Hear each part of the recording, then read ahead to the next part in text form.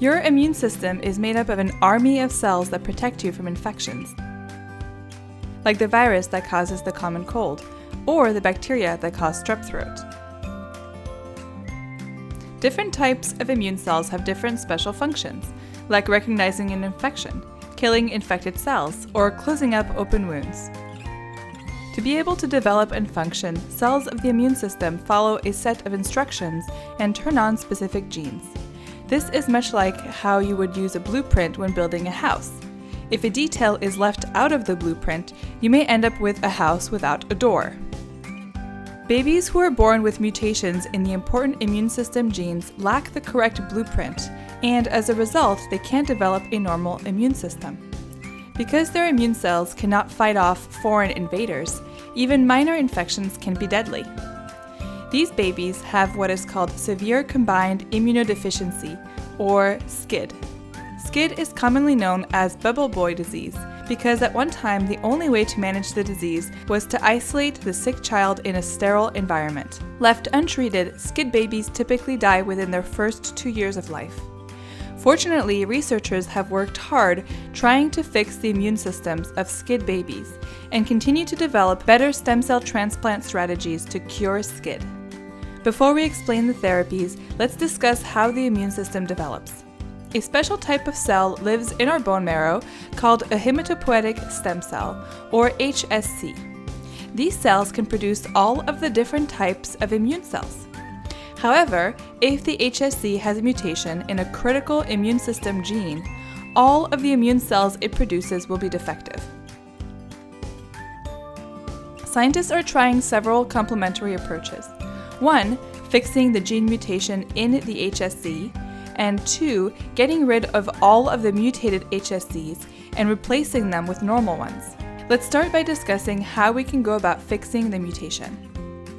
Researchers in the group of Don Cohn at UCLA and others have been tackling this problem since the 1990s.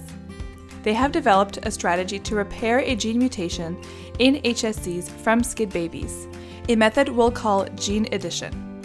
First, bone marrow from SCID patients is removed and the stem cells are purified.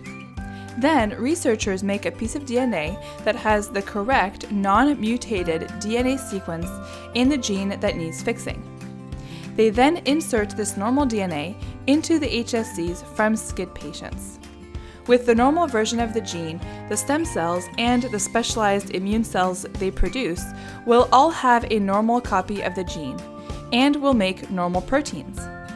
Patients are given a low dose of chemotherapy to make space for the new cells, and then the repaired HSCs are transplanted. Incredibly, this method works. The first SCID trial using gene addition was conducted over 20 years ago, and researchers have improved on the technique a great deal. The last 30 SCID babies treated with gene addition have developed a good working immune system that has stayed stable over time.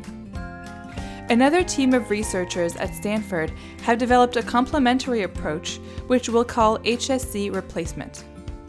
In order to allow the repaired HSCs to work, the defective HSCs must first be removed. As we mentioned, currently, SCID children receive chemotherapy to remove the defective HSC. However, chemotherapy is toxic, so these researchers want to remove the defective HSC in a safer way. Their method involves giving patients an antibody, which is a special protein that recognizes other proteins in a very specific manner. This particular antibody targets and eliminates HSCs from the body. Researchers can then transplant stem cells from a healthy person or HSCs repaired using gene addition back into the patient. By eliminating the need for chemotherapy before the healthy cells are transplanted, there will be fewer adverse side effects from this treatment. By using these two complementary approaches, correcting the mutated gene in a patient's own stem cells and replacing their mutated HSCs with healthy ones, scientists and physicians are helping SCID babies build strong, functioning immune systems and live long, healthy lives. And what's even more exciting is that similar gene therapy strategies might work for other diseases known to be caused by mutations in a single gene, such as sickle cell anemia, cystic fibrosis, and muscular dystrophy.